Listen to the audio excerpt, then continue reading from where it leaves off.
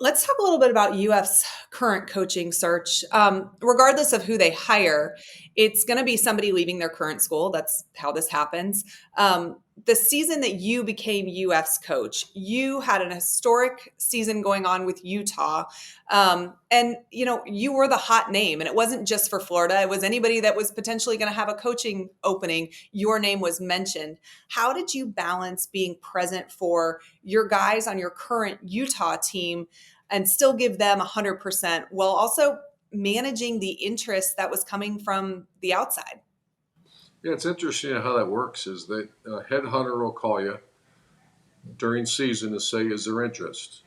And I had a bunch of phone calls and said no, no, no, and then a couple were intriguing. Florida was one of them, and I said, after the season, we'll talk to you. And Jeremy Foley, the day after we beat BYU in our last game, I didn't realize he was in Salt Lake City, and we met the next day. So that became a little bit. We only had one game left, a bowl game. We didn't have the conference championship and the playoffs, and you know, early signing period. It was much less complex than it is now. It's very complex. This whole calendar is a lot of stress. You have, if it is a Lane Kiffin, they could win a national title. You have 100 people and you know thousands and thousands of alumni counting on him and that team. I mean, Ole Miss, I don't know how many they've ever won, but I can promise you, probably count them on one hand if they've won any.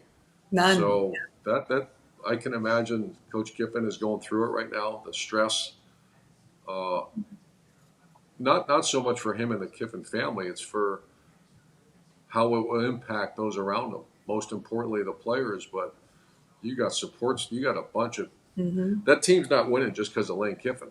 Right. That team's winning because players, support staff. It's an army, and that would always wear me out. Thinking, okay, what do I do here? Because this is not just going to impact us; it's going to impact so many. Yeah. And but keeping the team focused was much easier than it is now. There is so much noise around Kiffin and the opening. Knowing what it takes to win at Florida, do you think that he's a good fit for UF? I actually talked to him. We're friends, which people, when I say that, people are blown away because he'll be the first to admit the great thing about Lane Kiffin is he called me, and he was at Alabama, and when I was at Ohio State, we had a conversation, and we have since. And I admire the guy. I admire someone that says, I this wasn't right, or I need to get better here, here, here. Most importantly, family, and I think he has. Every Mhm. indication he's still Lane. He's still got that personality to him. But I'm actually proud of the guy that he got his stuff in order. And obviously, I don't think he's ever been a bad coach. He's been a great coach. Yeah. But when you have other stuff getting in the way, uh, so I do think Lane would be a great choice. Uh, I think Florida is one of those top five jobs, maybe top three jobs in America that you can you can swing for it all every year at Florida. Now it's rugged. There's a lot of ruggedness to us, but some people are saying it's much more comfortable at Ole Miss. I don't know if a guy like Lane likes comfort. You want to go take swings as hard as you can. I think. I always refer to it as like Icarus syndrome. I think there's two types of coaches, and one just can't help but want to fly close to the sun. And sometimes that works out for you, and sometimes it doesn't. And then you can look at somebody like let's say a Kurt Ferenz, who I'm sure people have made runs at over the years, but he is comfortable where he's at Iowa. I've always pictured Lane as someone who likes to fly close to the sun. I guess we will find out, but so even in this new era of college football where the playing field has leveled somewhat because of NIL, you still believe that UF is the more attractive job than Ole Miss? I don't know that, Allie. I don't know enough, and I have so much respect for Ole Miss, and I can't remember. Someone made a comment. I think Nick Saban might have said this, and I read it somewhere where you know, it's all about recruiting, talent acquisition, and let's just take Florida and Ohio State, where you've done it before. You're going to sell the '06. The '06. Wait, what was it? 96, 06, 08 national title. You're going to sell the facility, sell this, sell that, sell the academic, sell the all the above. But then someone comes in from another school and offers you more money, you leave. Hmm. So I think it was Coach Saban that says that it's not as critical that what's the difference between Ole Miss and Florida? What's the NIL? Yeah. How much can you pay what's your which still bothers me saying that word, but what's your salary cap? Hmm. So what's the difference between Ohio State and Texas Tech? Well, if Texas Tech is paying more money than Ohio State, they'll probably get that kid. Yeah. Where back in the day, you wouldn't even recruit against Texas Tech. I never, not one time in my life did I ever try to talk a kid out of going to Texas Tech, Right. Right. if that makes sense. Right. It wasn't And something you had now, to do back then. Yeah. now maybe Ole Miss is better. Once again, Ali, I don't know. I don't know what's behind door number 3 or door number 2, and that's how can you recruit and acquire talent? If you can do it, it used to be the swamp, elite academics, and a chance to go win a national title and go to the NFL. Hmm. Maybe they have that at Ole Miss. I don't know that. Um, I think it's been so interesting to watch. I think that high school recruiting in the state of Florida, there's just so much talent here. You've talked at length about the fact that you could go recruit and then be home, that night, and that's different than a lot of other places. Does that still carry any weight, or just NIL has wiped out all of it, and you just, you can pull kids from wherever you want as long as you can afford them, or is there still some benefit to being in a state that is just so insanely talent rich? I'll get right back to the video, but first, let me give Alumni Hall some love. Alumni Hall has the largest and best selection of game day apparel, and I know you guys have already started your holiday shopping, so make sure that you check out alumnihall.com for their Black Friday sales and everything going on during the holiday season. You can also visit them at their store on Archer Road. When I go into Gainesville, I stop there every single time. We appreciate Alumni Hall for their support, and tell them Allie Peak sent you. What a question. I mean, I don't know that answer. It used to always be you could. Florida was so attractive because families could see their children play, and Mhm. no one had money either. Right. Players. My gosh, when Eric played, we had our training table was awful.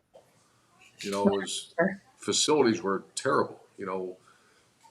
But we still won games, Mhm. and families could come see them play. Now, my understanding is that these guys are driving around nice cars. They families can travel everywhere, and so it's just different dynamics. So those are all great questions that you you'd have to ask probably someone that's more knee deep in it right now. If you were advising Scott Strickland, what traits would you say the next University of Florida head coach has to have? Like, Lane Kiffin or not, whoever it's going to be, what traits would they need to have? I think one of the most important qualities right now is adaptability. You that's why a lot of these coaches are younger guys. The old rigid guys. It'd probably be more difficult. But you see the guys that can adapt and go with the flow. And I don't want to say the word player coach because I'm not quite sure what that means. I don't want to say soft, but you have to just be aware of the what's happening. And be aware that when you're coaching that player probably got. I never had players that were sophomores in college that had agents and Right. are telling them one thing, and I've heard stories now that you just scratch your head. So I think number one quality is competitor. That's always going to be. But then I think moved way up the ladder is adaptability.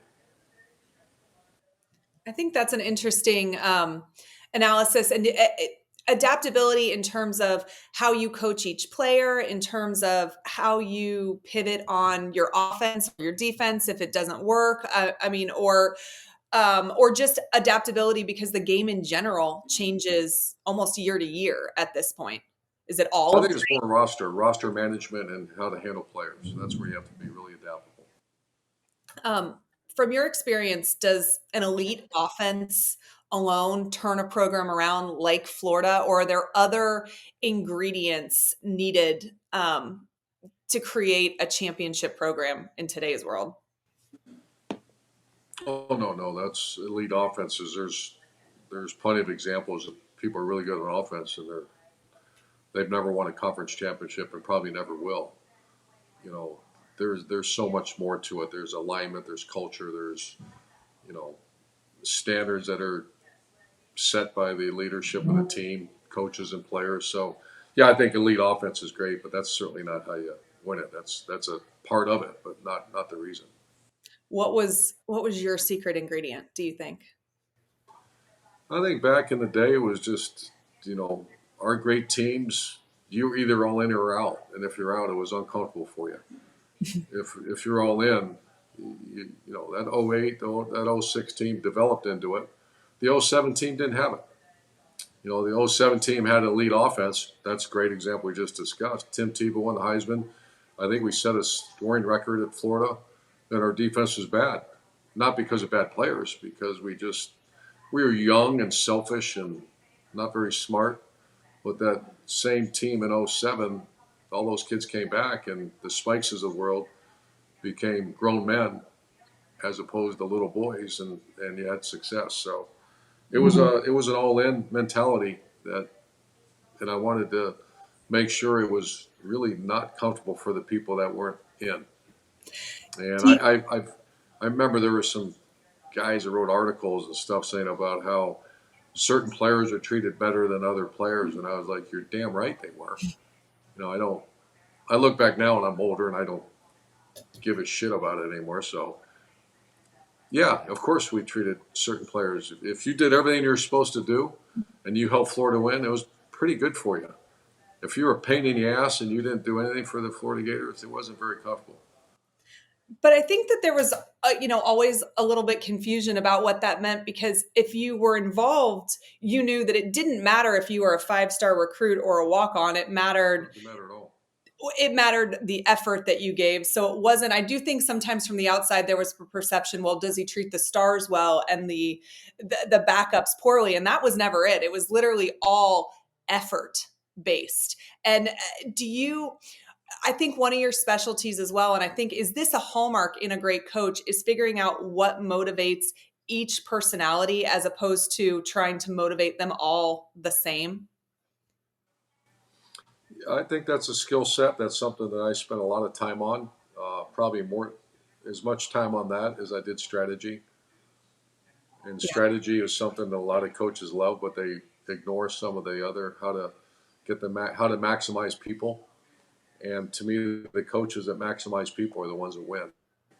And each person's different. They come from different backgrounds. They come from, I used to always say it's love, fear, and hate. Those are the three motivators. Use them all. Mm-hmm. And love's more comfortable, but fear and hate work. They do. They do. Um, If you need to get a first down against Georgia, uh, or you're on the road at LSU and you need a first down, use whatever you got to use. Get that first down. Heck yeah. All right. Last question, coach. When a Florida coach is hired, if you had to give them one piece of advice, what you should do first when you walk in the door, what would you tell them? I'd surround yourself with greatness. Make sure that everybody understands that what it means to touch that. Remember, my first year, I took all the Gator stuff away Mm-hmm. because I was so disgusted with the behavior and practice, and it was awful. And I don't, I came down here to be part of what Steve Spurrier built, Mm-hmm. and you certainly are not it. So give me all your Gator shit and stuff, excuse my language, and move that Gator head out of here. And I look back now, and that was great. I mean, that's the way it is. Being a Gator or being an elite school is not a that's not a right or privilege. That's not something that you deserve. That's something you better earn. And if you're not earning it, you're not going to do it. So once again, that's all old school. I don't know if old school works anymore. So we'll see. Well, I think it works at some of these places that are winning. So hopefully, maybe we can bring a little bit of old school back and get some more winning happening at the University of Florida. Well, Coach, I appreciate your time. This is awesome. We will definitely see you this weekend. As we wrap up, let me remind you guys to get on the Sleeper app using my code PEEK, PEEK, for a 100% match up to $100. All of our content is brought to you by Sleeper, and we appreciate them for their support.